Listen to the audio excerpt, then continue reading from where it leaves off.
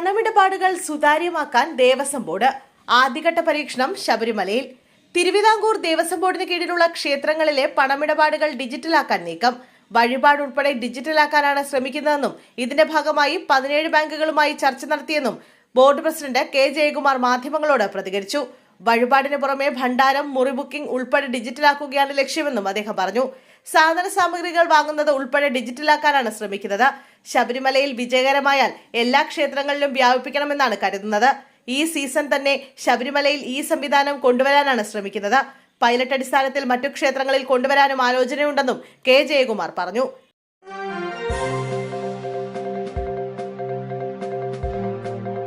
രണ്ടായിരത്തി പ്രളയം മനുഷ്യനിർമ്മിതമോ? ക്രൈംബ്രാഞ്ച് അന്വേഷണത്തിന് ഉത്തരവിട്ട ആഭ്യന്തര വകുപ്പ്. 2018 പ്രളയം മനുഷ്യനിർമ്മിതമെന്ന ഓഡിയോ സന്ദേശത്തിൽ ക്രൈംബ്രാഞ്ച് അന്വേഷണത്തിന് ഉത്തരവിട്ട ആഭ്യന്തര വകുപ്പ്. മുൻ വൈദ്യുത മന്ത്രി കെ കൃഷ്ണൻകുട്ടിയുടെ പേരിലുള്ള ഓഡിയോ സന്ദേശമാണ് മാത്യു കുഴൽനാടൻ MLA പുറത്തുവിട്ടത്. എന്നാൽ ഓഡിയോ സന്ദേശം AI നിർമ്മിതമെന്നായിരുന്നു കൃഷ്ണൻകുട്ടിയുടെ വിശദീകരണം. സംഭവത്തിൽ സ്വകാര്യ വ്യക്തി നൽകിയ പരാതിയിലാണ് ഇപ്പോൾ ആഭ്യന്തരമന്ത്രി ക്രൈംബ്രാഞ്ച് അന്വേഷണത്തിന് ഉത്തരവിട്ടത്. പ്രളയസമയത്ത് ഡാബുകൾ കൈകാര്യം ചെയ്തതിൽ വീഴ്ചയുണ്ടായെന്ന് ഓഡിയോയിൽ പറയുന്നുണ്ടെന്നാണ് കോൺഗ്രസ് ആരോപണം.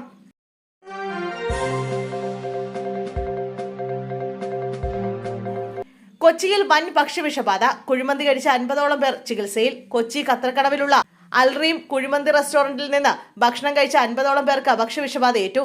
സംഭവത്തെ തുടർന്ന് ഭക്ഷ്യസുരക്ഷാ വകുപ്പ് ഹോട്ടലിന്റെ ലൈസൻസ് അടിയന്തരമായി സസ്പെൻഡ് ചെയ്തു. കഴിഞ്ഞ ബുധനാഴ്ച മുതൽ ഈ ഹോട്ടലിൽ നിന്ന് കുഴിമന്തി കഴിച്ചവർക്കാണ് വയറുവേദന, ഛർദി, മറ്റ് ശാരീരിക അസ്വസ്ഥതകൾ എന്നിവ അനുഭവപ്പെട്ടത്. ഇതിൽ 10ഓളം പേർ കടവന്ത്രയിലെ ഇന്ദിരാഗാന്ധി സഹകരണ ആശുപത്രിയിൽ ഉൾപ്പെടെ വിവിധ ആശുപത്രികളിൽ ചികിത്സ തേടി. തുടർന്നുള്ള ദിവസങ്ങളിൽ ഇവിടെ നിന്ന് ഭക്ഷണം കഴിച്ചവർക്കും സമാനമായ ആരോഗ്യ പ്രശ്നങ്ങൾ റിപ്പോർട്ട് ചെയ്യപ്പെട്ടിട്ടുണ്ട്. നിലവിൽ 50ഓളം പേരാണ് വിവിധയിടങ്ങളിലായി ചികിത്സയിലുള്ളത്.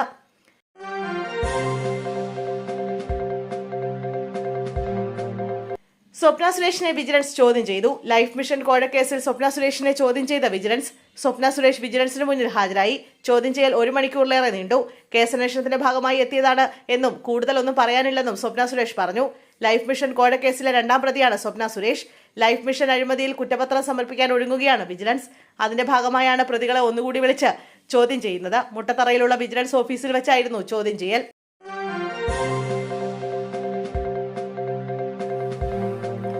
രാജ്യത്തെ സ്കൂളുകളിലും കോളേജുകളിലും സമഗ്ര ലൈംഗിക വിദ്യാഭ്യാസം പാഠ്യപദ്ധതിയുടെ ഭാഗമാക്കുമെന്ന് കേന്ദ്ര സർക്കാർ സുപ്രീം കോടതി അറിയിച്ചു. വിദഗ്ധ സമിതി ശുപാർശ ചെയ്യുന്ന പ്രകാരം പ്രായത്തിന് അനുസൃതമായ ലൈംഗിക വിദ്യാഭ്യാസം പാഠ്യപദ്ധതിയിൽ ഉൾപ്പെടുത്തി പഠിപ്പിക്കുമെന്നും കോടതി അനുമതി ലഭിച്ചാൽ ഉടൻ തന്നെ അത് നടപ്പിലാക്കുമെന്നുമാണ് സുപ്രീം കോടതി നിർദ്ദേശിച്ചു. Justice BV Nagarathna, R Mahadevan എന്നിവരടങ്ങിയ ഡിവിഷൻ ബെഞ്ചിന് മുമ്പാകെ അഡീഷണൽ സോളിസിറ്റർ ജനറൽ ഐശ്വര്യ ഭാട്ടിയാണ് ഗവൺമെന്റ് ഇതുമായി ബന്ധപ്പെട്ട റിപ്പോർട്ട് അംഗീകരിച്ച വിവരം ഔദ്യോഗികമായി അറിയിച്ചത്.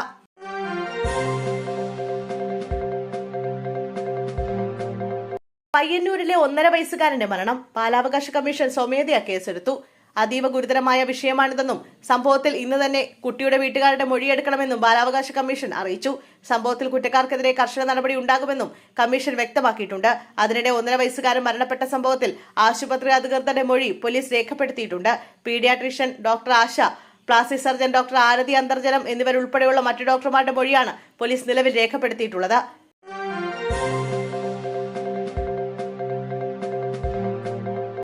വിഴിഞ്ഞം തുറമുഖ വകുപ്പ് CPM ഏറ്റെടുത്തതിൽ ദുരൂഹതയെന്ന ആരോപണം ശക്തമാകുന്നു. ഘടകകക്ഷിയിൽ നിന്ന് തുറമുഖ വകുപ്പ് CPM ഏറ്റെടുത്തതിന് പിന്നാലെ ഉയർന്നു വന്ന ദുരൂഹതകളെക്കുറിച്ചുള്ള ചർച്ചകൾ രാഷ്ട്രീയ കേരളത്തിൽ സജീവമാകുന്നു.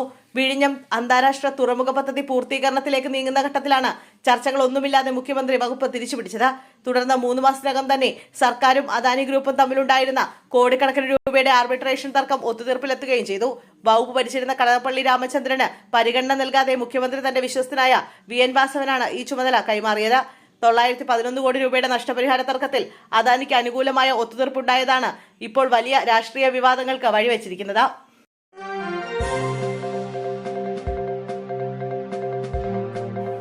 അതിഥി തൊഴിലാളി വേതനം ഏകീകരിച്ചു. വിദഗ്ധ തൊഴിലാളിക്ക് 1100 രൂപ, ഹെൽപ്പർക്ക് 950 രൂപ. തൃശൂർ എരുമപ്പെട്ടി മേഖലയിലെ അതിഥി തൊഴിലാളികളുടെ വേതന നിരക്ക് ചർച്ചയ്ക്കൊടുവിൽ ഏകീകരിച്ച് നിശ്ചയിച്ചു. നിയമസഭാ തെരഞ്ഞെടുപ്പിന് ശേഷം മടങ്ങിയെത്തിയ തൊഴിലാളികൾ ഏകപക്ഷീയമായി കൂലി വർദ്ധിപ്പിച്ചതിനെ തുടർന്ന് കരാറുകാരും തൊഴിലാളികളും തമ്മിൽ വലിയ തർക്കം നിലനിന്നിരുന്നു. തൊഴിലാളികൾ നിർമ്മാണ സൈറ്റുകളിൽ നിസ്സഹകരണം ആരംഭിച്ചതോടെ കരാറുകാർ പോലീസിലും ലേബർ ഓഫീസിലും പരാതി നൽകുകയായിരുന്നു. തുടർന്ന് പോലീസ് സാന്നിധ്യത്തിൽ CWS അസോസിയേഷൻ ഭാരവാഹികളും അതിഥി തൊഴിലാളി പ്രതിനിധികളും നടത്തിയ ചർച്ചയിലാണ് പുതിയ വേതന വ്യവസ്ഥ അംഗീകരിച്ചത്.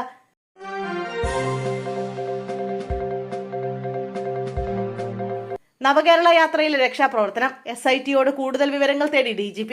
ആലപ്പുഴയിൽ യൂത്ത് കോൺഗ്രസ് പ്രവർത്തകരെ ഗൺമാൻമാർ മർദ്ദിച്ച സംഭവത്തിൽ SITയോട് കൂടുതൽ വിവരങ്ങൾ തേടി DGP. റിപ്പോർട്ടിൽ വ്യക്തത വരുത്തുന്നതിന്റെ ഭാഗമായിട്ടാണ് നടപടി. ഉദ്യോഗസ്ഥർക്കെതിരെ നടപടി സ്വീകരിച്ചാൽ തിരിച്ചടിയാവൂവെന്നത് ഉറപ്പാക്കുന്നതിനായാണ് നീക്കം. നവകേരള യാത്രയ്ക്കിടെ മുൻ മുഖ്യമന്ത്രി പിണറായി വിജയന്റെ ഗൺമാൻ യൂത്ത് കോൺഗ്രസ് പ്രവർത്തകരെ മർദ്ദിച്ച സംഭവത്തിൽ SIT സമർപ്പിച്ച അന്വേഷണ റിപ്പോർട്ട് സംസ്ഥാന പോലീസ് മേധാവി റവാഡ ചന്ദ്രശേഖർ ഇന്ന് ആഭ്യന്തര വകുപ്പിന് കൈമാറിയേക്കുമെന്നായിരുന്നു വിവരം.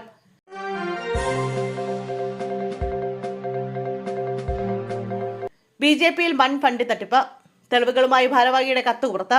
കേരളത്തിലെ BJPയെ പിടിച്ചുകുലക്കി വീണ്ടും ഒരു തെരഞ്ഞെടുപ്പ് ഫണ്ട് വിവാദം.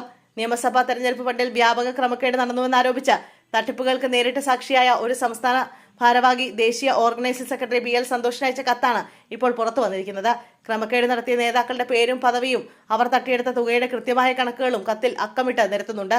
പ്രചാരണ ചുമതല ഉണ്ടായിരുന്ന താൻ ഈ അഴിമതികളെല്ലാം തെളിയിക്കാൻ തയ്യാറാണെന്നും കത്തിൽ അവകാശപ്പെടുന്നു. എന്നാൽ കത്തിലെ ആരോപണങ്ങളെക്കുറിച്ച് BJP നേതൃത്വം ഇതുവരെ ഔദ്യോഗികമായി പ്രതികരിച്ചിട്ടില്ല.